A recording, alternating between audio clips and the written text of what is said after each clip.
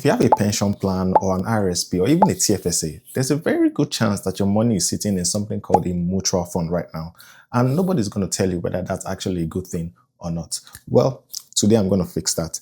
I'll be breaking down an ETF, an index fund, and a mutual fund in simple English like I usually do on this channel. And you walk away knowing exactly what are the differences between each of these three items and what makes sense for you as an investor. So stick around, because by the end of this video, you will know one number that is actually going to help you make a decision on what to put in your portfolio. Let's go. Let's start with a simple question. What are we even talking about? Like when we say mutual funds, when we say index funds, when we say ETFs, what do we even mean? So I want you to go with one central idea. Think of these three things as a basket. A mutual fund is a basket, an ETF is a basket, an index fund is also a basket. So when you buy any of these items, you're literally buying thousands and thousands of stocks for the price of one. Now, the key differences between each of these three is very simple. A mutual fund is a basket that is actively managed. That means a professional fund manager is a real person which sits somewhere in a bank or a big investment firm, is constantly deciding what stocks to actually buy in the mutual fund and what to take out of that mutual fund. What they are actually doing is they are actively trying to beat the market. It sounds great in theory, but the reality sounds a lot different. An index fund, on the other hand, is, like I said earlier, is also a basket. So what an index fund simply does is the number of companies on, say, an S&P 500, the index fund is just going to replicate those companies, track their performance. Very simple. It is passively managed. The person who manages an index fund does not really have to do too much. They just have to replicate what is on the underlying index that they're trying to track, and they just let it ride like that. Now, an ETF is similar to an index, but the only difference is an ETF is an exchange-traded fund. What that simply means is an ETF is traded on the stock market, while an index fund may or may not be traded on the stock market. So, for the purposes of these videos, we'll use ETFs and index fund interchangeably because the difference is just pretty minor. Okay, here's the number I actually promised you earlier on, and this is where things start to shift between an index fund and a mutual fund. Every investment fund, they charge what it's called a management expense ratio, which is a tiny percentage of what they take from your investment every single year, whether the fund makes money or not. That is what they'll take from your investment every year.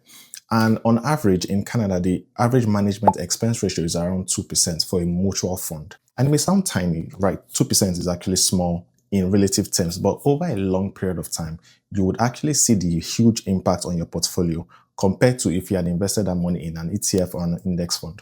So let's say you have $10,000 to invest for 30 years, and say the market is growing at an average annual growth rate of 7% per year.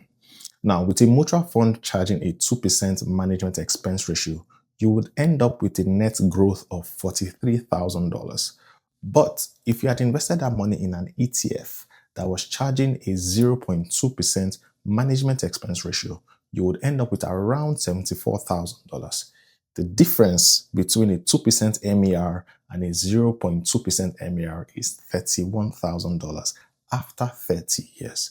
On the exact same $10,000 starting investment, the only thing that changed, not the interest, not the average return, the only thing that changed was the expense ratio. And you can see how significant that can be over a long period of time. And this is where index funds and ETFs usually shine over mutual funds, even though they might have the same returns. That's why ETF is also quite popular right now. So most of the popular ETFs have management expense ratios between 0.6% and 0.25%. Some might even go as high as 0.3% per year, but compared to a 2% expense ratio, that's a fraction of the cost. Some people might want to make the arguments that yes, a 2% management expense ratio is actually worth it to pay for a mutual fund. But if you look at the numbers, is it really worth it? Let me give you some shocking facts. Every year, S&P Global publishes a report called the SPIVA Scorecard, which tracks how active fund managers perform versus the market index they are supposed to track. What that simply means is, if you say the S&P 500 is the benchmark index, this report is going to compare how active fund managers would perform versus the S&P 500.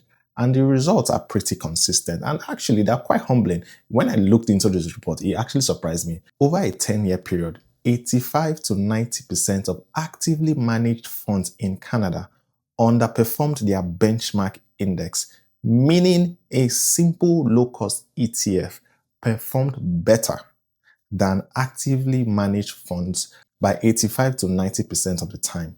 And here's the kicker. Here's something that surprised me even more. Some funds that performed better than the market index in 1 year, it didn't guarantee better performance in the future years. And so we have this myth, we have this common knowledge in the market that past performance is not a guarantee of future success. So if a mutual fund outperformed the market last year, it is not a guarantee that they will do it better next year. It is also not a guarantee that they can even replicate that same performance. Over a long period of time, you're much better investing in an index fund or an ETF than to try to actively beat the market. Now, I don't want to be completely unfair to mutual funds because there are some cases where this still makes sense. There are some cases where you cannot but use a mutual fund. If you're enrolled in a workplace pension scheme or a group RRSP through your employer, you may have no other choice but to use the mutual funds available to you because most of these employers, they use big institutional investors, so they don't really have ETFs available. They sometimes have mutual funds.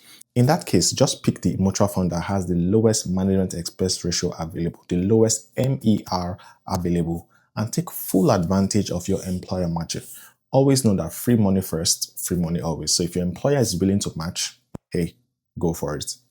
Now, some mutual funds also offer automatic monthly contributions with no minimum investing. Now, that can be very helpful if you're just starting out with your investment journey. So you can invest small amounts of money regularly just to get that experience of investing. Now, many Canadian ETFs offer this option too of investing small amounts of money on a regular basis. So check platforms like Wealthsimple or Questrade, but it's worth checking what's available to you first before you sign up on something that has a higher MER for you to pay every year. On the other hand, ETFs and index funds, they are the go-to choice for self-directed investors in Canada. What that means is if you want to be in charge of your own portfolio, if you want to control what goes into your own portfolio, these kind of people, these kind of investors, they tend to gravitate towards ETFs and index funds. So you can do it as simply as opening a TFSA or an RRSP on your own, buy a simple ETF like XEQT, VFV, or VBAL, or whichever ETF meets your interest or meets your investment guidelines, and you will get instant diversification, sometimes getting access to over thousands of stocks around the world, and you pay little fees on these ETFs, and you will be the manager of your own portfolio. So what's the verdict? What should you do with this wonderful information I've given you all through this video? It's quite simple. Most Canadians who are just starting with their investment journey, a low-cost ETF or an index fund is going to serve you better than the average mutual fund. That's one thing you should know. The fees on ETFs and index funds are much lower than what you pay on a mutual fund. And the data also backs it up. History has shown that over a long period of time, holding a simple low-cost ETF outperforms even the most actively managed portfolio that you would find in a mutual fund. This doesn't mean that mutual funds are evil. This doesn't mean that mutual funds are bad or they are terrible. It simply means that you should know when to use a mutual fund. It simply means that you should know what you're actually pulling in your portfolio. If you have no options available, if mutual funds are the only thing available, either through an employer managed system, then go ahead for a mutual fund. But always know what you are getting into, always know what you're signing up for in your portfolio. So start there, check the details, check what the management expense ratio is in your mutual fund, and know what you're getting yourself involved in.